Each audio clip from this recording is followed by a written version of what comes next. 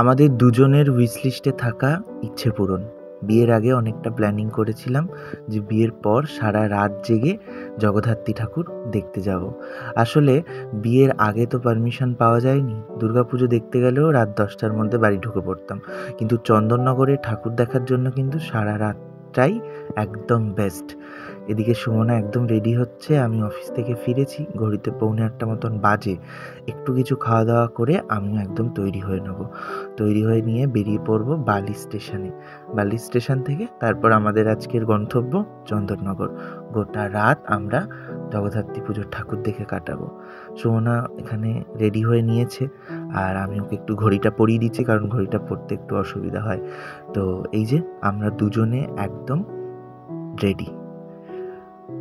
এই দুটো জামা আমরা জগদ্ধাত্রী পুজোর জন্য স্পেশালি রেখে দিয়েছিলাম। এই জামাটা ওকে বড় মাসি দিয়েছে, আর আমার জামাটা দিদা দিয়েছে। তো সমস্ত কিছু রেখে দিয়েছিলাম, আর দুজনে এখন গুটি গুটি পায়ে বেরিয়ে পড়লাম চন্দননগরের উদ্দেশ্যে। চন্দননগর যাওয়ার পথে আমাদের পাড়াটাকে ভীষণ সুন্দর করে সাজিয়েছে। আমাদের পাড়ার ভেতরেই, মানে একদম গলির মুখেই যে জগদ্ধাত্রী পুজো হয়, সেটা বহু পুরনো, নেতাজি স্পোর্টিং ক্লাবে। সেটার এক ঝলক দেখিয়ে দিলাম। ঠাকুরটার সাজ কমপ্লিট হয়নি, সকালবেলা এসে যদি দেখি সাজ কমপ্লিট হয়েছে আপনাদের সাথে শেয়ার করব। বালি স্টেশন মোটামুটি ফাঁকাই।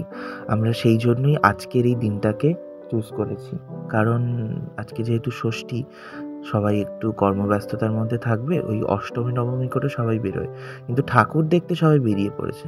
তো আমি ভাবছিলাম এখান থেকে কিছু খাবার নেব, তবে ভাবলাম থাক, কিছুই নেবো না, কারণ সারা রাত উল্টোপাল্টা খেলে যদি শরীরের কিছু ক্ষতি হয়, তো সেই জন্য ছেড়ে দিলাম।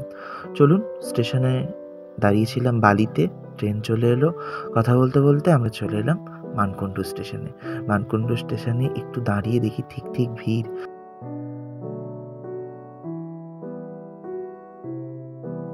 আপনারা যারা এখনও চন্দননগরে আসেননি, যদি কখনো যান, গেলে বুঝতে পারবেন কলকাতার বহু প্যান্ডেল এখানে এনে স্থাপন করা হয়েছে। কিন্তু শুধুমাত্র যে কলকাতার প্যান্ডেলকে কপি করে আনা হয়েছে এটা যেমন একটা কথা, ঠিক তেমনই কলকাতা কিন্তু চন্দননগরের লাইটিংয়ের কাছে টেক্কা দিতে পারবে না, কারণ চন্দননগরের লাইটিং সেরা, এবং এখানকার ঠাকুরের মধ্যেও একটা আভিজাত্য ব্যাপার রয়েছে। দেখুন, প্যান্ডেলটা প্রথমেই দেখছি আমরা চন্দননগরের যাওয়ার জন্য তো আমরা চন্দননগরে নামিনি, আমরা মানকুণ্ডু নেমেছি। তো মানকুণ্ডু স্পোর্টিং ক্লাবের যে পুজো প্যান্ডেলটা, প্রথমেই ঢুকতে এতটা অপূর্ব সুন্দর দেখতে লাগছে, কারণ এখান থেকেই আমরা যাত্রাপথটা আজকে শুরু করেছি।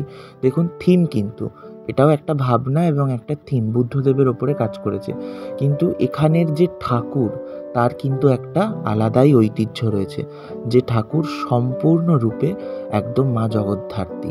কোনো রকম থিমকে কেন্দ্র করে যে সমস্ত ঠাকুর হয়ে থাকে আমাদের কলকাতায়, সেরকম নয়। এখানকার ঠাকুর মানে ঠাকুর, বাকি থিম মানে থিম, এই রকম ব্যাপার।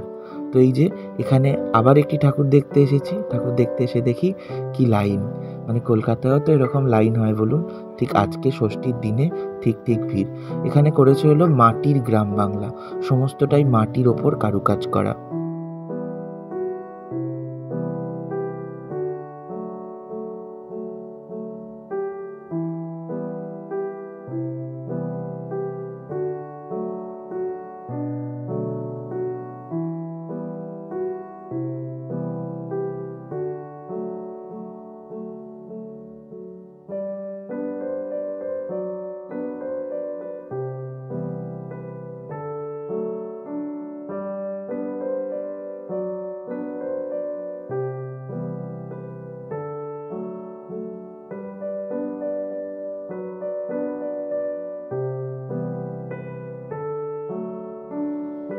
অপূর্ব বললেও কম করা হবে, প্রত্যেকটা ঠাকুর একদম মাথা উঁচু করে দেখতে হচ্ছে। এই যে এই প্যান্ডেলটাকে চিনতে পাচ্ছেন, কলকাতায় শুরুর সঙ্গে প্যান্ডেলটি করেছিল, কিন্তু এই সঙ্গের প্যান্ডেলের সাথে এখানের যে তফাৎটা হচ্ছে ঠাকুরের। শ্রুতি সঙ্গের আপনার প্যান্ডেলের সাথে থিম বেসিসে যে ঠাকুরটা করেছিল, এখানে কিন্তু সেটা হয়নি। এখানে সম্পূর্ণ একদম দেহ হিসেবেই রাখা হয়েছে। কি অপূর্ব সুন্দর দেখুন মা লাগছে, অদ্ভুত সজ্জায় সজ্জিত মা জগদ্ধাত্রী। এই যে এটি আরেকটি থিম, এটি হচ্ছে বৃহন্নলা। বৃহন্নলাদের কিছু কাহিনী এখানে তুলে ধরা হয়েছে, এবং ঐতিহাসিক কিছু কাহিনীর সাক্ষী থেকেছি এই প্যান্ডেলটি দেখে।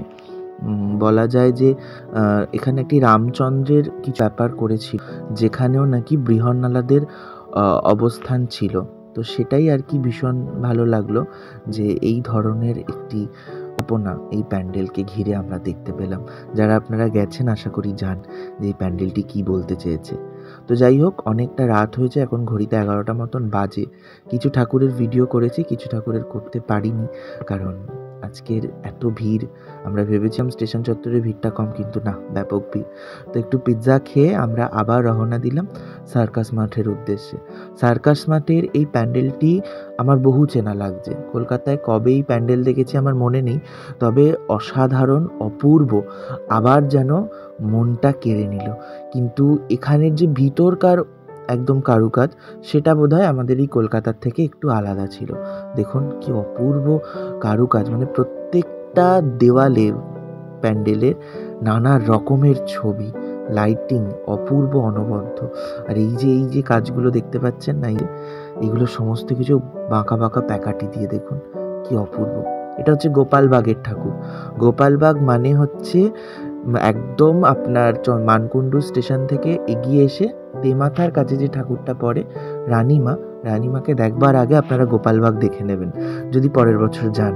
এবছর তো ব্লগ আমি পোস্ট করছি একদম লেটে, তো গোপালবাগ দেখে তারপর আপনারা রানীমার কাছে যাবেন। গোপালবাগের এই ঠাকুরটি আবার আলাদা রকমের, মানে এখানকার এক একটা ঠাকুর এ বলে আমায় দেখ, ও বলে আমায় দেখ। প্রত্যেকটি জগদ্ধাত্রী প্রতিমার মুখমণ্ডল এত সুন্দর যে মোহিত হয়ে মিনিট পাঁচেক দেখেই যাচ্ছি, তারপর প্যান্ডেল থেকে বেরোচ্ছি। এবার এলাম আমরা তেমাথা রানীমার কাছে। কি অপূর্ব মাকে সাজিয়েছে দেখুন। এখানের একটি কথা রয়েছে, এই রানীমার কাছে এলে এখানে লেখা থাকে, দেখুন মাথা উঁচু করে, সবচেয়ে চন্দননগরের বড় জগদ্ধাত্রী ঠাকুর। তো সেই জন্যই এই শ্লোকটি রয়েছে, দেখুন মাথা উঁচু করে। অপূর্ব সুন্দর মায়ের সাজসজ্জায় একদম মোহিত হয়ে গেলাম। প্রত্যেকটি ঠাকুরই কিন্তু বেশ বড় বড়, সবটাই প্রায় মাথা উঁচু করে দেখতে হচ্ছে। এখানে শেষ মুহূর্তের প্রস্তুতি চলছে। ক্লাবের সমস্ত সদস্যরা দেখতে পাচ্ছে আলপনা দিচ্ছে, কারণ কালকে সপ্তমী থেকে ঘট বসা শুরু হয়ে যাবে, সমস্ত পূজা প্যান্ডেলে মায়ের আরাধনা শুরু হয়ে যাবে। তো এখানে একটি বৃক্ষের ওপর কাজ করেছিল যে গাছ কতটা প্রয়োজন এটা বোধহয় আর বলে বোঝানো যাবে না, এটা মানুষকে এবার নিজে উপলব্ধি করতে হবে। তাও মানুষ অ্যাওয়ারনেসের জন্য বিভিন্ন প্রোগ্রাম করে থাকে, বিভিন্ন প্যান্ডেলে সজ্জিত করে থাকে, যাতে মানুষ একটি হলেও গাছ বসায়। তো এই যে আমি বাঁচলে তোমরা বাঁচবে, এটা তো খুবই সত্যি কথা। অপূর্ব এই কাজটাকেও আমি কুর্নিশ জানাই যে এখনো অবধি আমরা যতটুকু পারি অ্যাওয়ারনেসের দরকার রয়েছে গাছকে নিয়েও, কারণ যেটা আমাদেরকে একদম বাঁচিয়ে রাখবে। নেচারের মধ্যেই তো ভগবান আছে বলুন। মাটির প্রতিমা তো আমরা নিজে আকৃতি দিয়েছি, কিন্তু নেচারের মধ্যেই তো সমস্ত কিছু লুকিয়ে আছে। নেচার খারাপ থাকলে আমরাও খারাপ থাকবো। এটি আরেকটি প্যান্ডেল, এটির আমি একদম নাম ভুলে যাচ্ছি। এটি তেমাথা থেকে হয়ে একদম সোজা হাঁটতে হাঁটতে যে প্যান্ডেলটি পড়ে, সেটা নামটা ভুলে যাচ্ছি, কিন্তু এই অপূর্ব কারুকার্যে আমি একদম মোহিত হয়ে গেছি। এটা হচ্ছে ওই বন্দে মাতারাম এরকম একটা কিছু প্যান্ডেল করেছিল, এটা বেশহাটার প্যান্ডেল। তো অপূর্ব সুন্দর, এবং এখানের জগদ্ধাত্রী প্রতিমাও বেশ লম্বা। তারপর আমরা চন্দননগর স্ট্যান্ডের কাছে চলে আসি। অনেক ঠাকুর দেখেছি এর মধ্যে। ফিরোজ থেকে একটুখানি খাওয়া দাওয়া করলাম, মোমো, একটুখানি বিরিয়ানি। তা এত দোকানটা ভিড় ছিল, সেগুলো শ্যুট করতে পারিনি। এখন ঘড়িতে 2:52 মতন বাজে। আমরা একটু চন্দননগর স্ট্যান্ডের কাছে এসে বসেছি। রানীঘাট যেটাকে বলে, আমাদের খুব প্রিয় জায়গা, আপনারা জানেন। তো সেখানে বসে আমরা খানিকক্ষণ গল্প করে আবার রওনা দিয়েছি চন্দননগরের। এবার এই চত্বরের ঠাকুরগুলো দেখবো বলে। চন্দননগরের ঢুকতেই, মানে রানীঘাটের একদম বাঁদিকেই পড়বে, রানীঘাটের দিকে ঢুকতেই বাঁদিকে পড়বে চন্দননগর উর্দি বাজার। অপূর্ব এই কাজটা দেখার জন্য আমি একদম মুখিয়েছিলাম, কারণ কলকাতায় এই সেম প্যান্ডেল করেছিল এবার ব্যাপার হচ্ছে কলকাতায় আমরা গিয়ে পৌঁছাতে পারিনি, কারণ আমরা এমন উল্টোপাল্টা রুট ধরে নিয়েছিলাম যে এই প্যান্ডেলটার কাছে শেষ অবধি পৌঁছাতে পারিনি, অনেক রাত হয়ে গেছিলো। তো যাই হোক, এইখানে মানে চন্দননগরে এসে এই স্বাদটা আমার পূরণ হলো, কারণ সুমনা এবং আমার কাছে গাছ কিন্তু একটা আলাদা জায়গা। তো দুটো গাছপ্রেমী মানুষের কাছে এই প্যান্ডেলটি কিন্তু আমার কাছে চন্দননগরের সেরা ভাবনা এবং সেরা প্যান্ডেল। বাকি সবাই কিন্তু এই থিমটি আমার কাছে একটা আলাদাই জায়গা করে নিয়েছে, যেটা অপূর্ব বললেও কম বলা হবে। মায়ের মূর্তি থেকে শুরু করে গাছের সমস্ত কিছু যে ভ্যারিয়েশন, সেটা কিন্তু অপূর্ব। একরকম গাছ নেই, এখানে নানা রকমের গাছ আছে, বিভিন্ন রকমের সিঙ্গোনিয়াম আছে, বিভিন্ন রকমের ফার্ন গাছ আছে, বিভিন্ন রকমের বাহারি গাছ আছে, যেগুলো কিন্তু একদম নজর কাড়া। দেখুন খুব সুন্দর করে ওপরের কারুকাজ করেছে, এবং মায়ের এই মূর্তিটি এত অনবদ্য, যেটা কিন্তু মানে কি বলবো, আমি ভাষা হারিয়ে ফেলছি।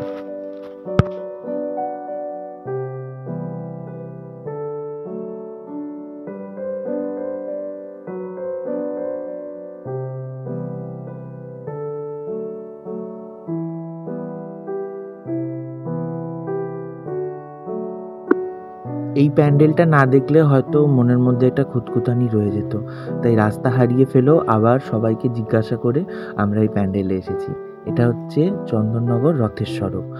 অপূর্ব সুন্দর এই রাজস্থানের যে মন্দিরটি করেছিল, সেই কাজটা কিন্তু সত্যি একদম প্রশংসনীয়।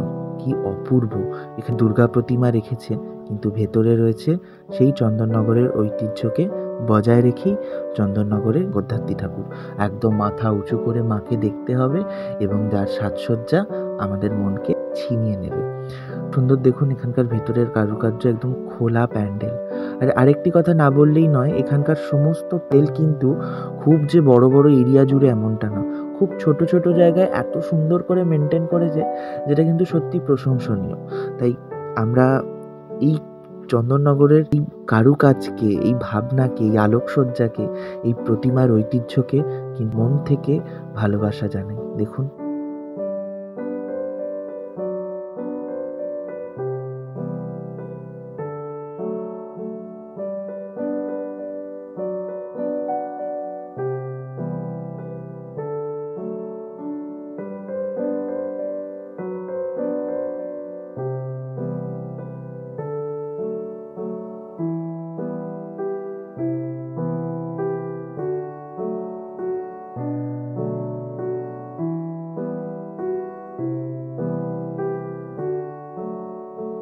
ছোটবেলায় আমরা সবাই পড়েছি, বাংলায় ভাব সম্প্রসারণ করতে দিত ক্ষুধার রাজ্যে পৃথিবী গদ্যময়, পূর্ণিমার চাঁদ যেন ঝলসানো রুটি। এখানকার এই বছরে হচ্ছে পৃথিবী গদ্যময়, এবং এখানে কিছু থালা এবং হাত বাড়িয়ে রেখেছে, আর ওপরে রুটিগুলো ঝুলছে আর উঠে যাচ্ছে, ঝুলছে আর উঠে যাচ্ছে। আসলে ছোটবেলায় এর মানেটা ঠিক সেইভাবে বুঝতে পারিনি, বড় হয়ে যেভাবে এর মানেটা বুঝেছি। দুটো খাবারের জন্য মানুষ যেভাবে মুখিয়ে থাকে, সেটা কিন্তু আমরা যারা রোজ চারবেলা খেতে পাচ্ছি, তারা হয়তো সেটা বুঝতে পারবো না। তো খাবার আমাদের জীবনে একটা কত বড় অংশ, সেটা কিন্তু এই প্যান্ডেলে না আসলে আপনারা বুঝতে পারবেন। প্যান্ডেলটার থিমটাকে এত সুন্দর করে তুলে ধরেছে যে সত্যি আমরা যারা খাবার নষ্ট করে ফেলি, গিয়ে মানে অনেকটা খাবার নিয়ে খাবার ফেলে দিই, সেটা কিন্তু আমাদের কখনোই করা উচিত না।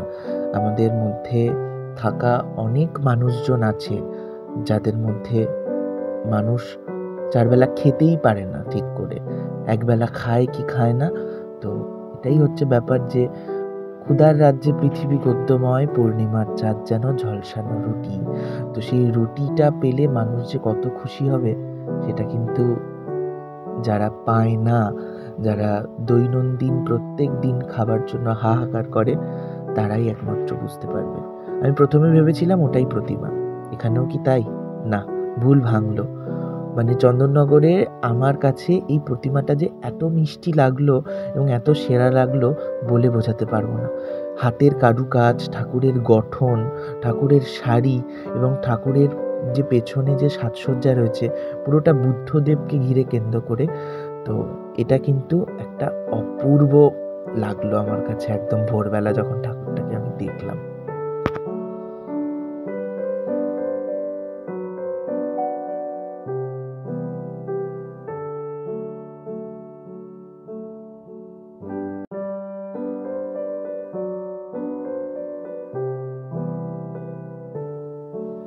এবার না বড্ড ক্লান্ত হয়ে গেছি। সেই 9:05 থেকে ঠাকুর দেখা শুরু করেছি, এখন ঘড়িতে বাজে 4:26।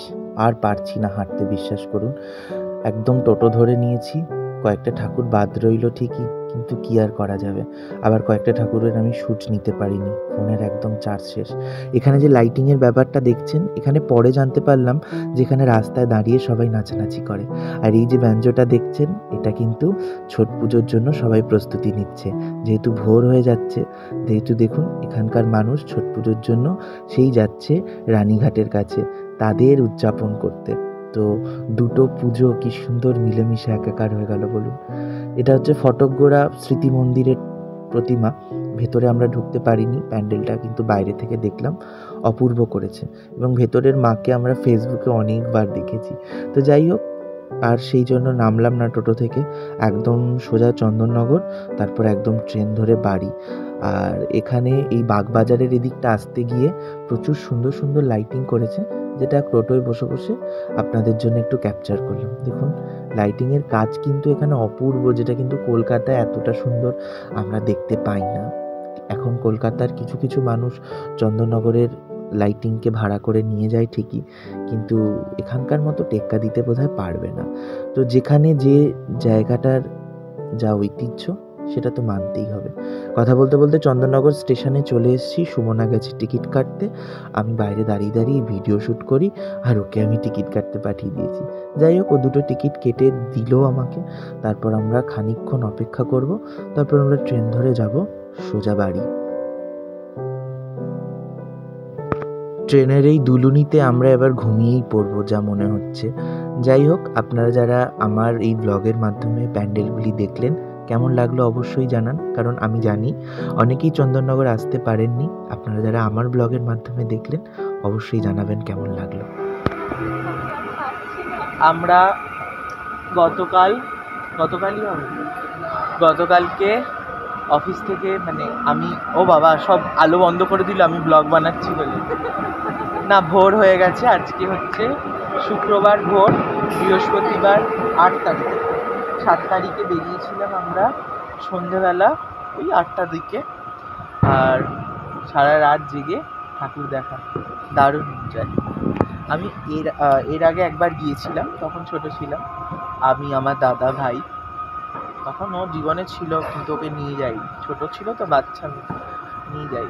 তো বলো কেমন লাগলো ঘুরে? সবই ভালো লাগলো, কিন্তু আমার এখন ঘুম পাচ্ছে। হ্যাঁ, এটাই হচ্ছে ব্যাপার, যে প্রচণ্ড ঘুম পাচ্ছে এখন। আর স্টেশন চত্বর পুরো ফাঁকা, আর উঠে গিয়ে যে বাস ধরবো সে ক্ষমতা আমাদের নেই। চলুন, ধরতে তো হবেই।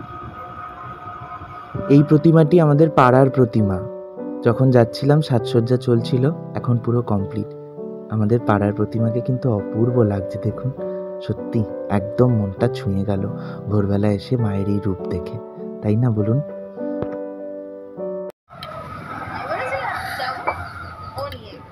চলুন তাহলে, একদম ভোরের আলো ফুটে গেছে, বাড়ি চলে এসেছি, আর কিছুক্ষণ পরেই ঢুকে যাব। আমাকে, মানে আমার চোখে আজকে আর ঘুম ঢুকবে না, কারণ আমি ফিরবো সেই রাত্রি 9:30 আঁকিয়ে যাব অফিস।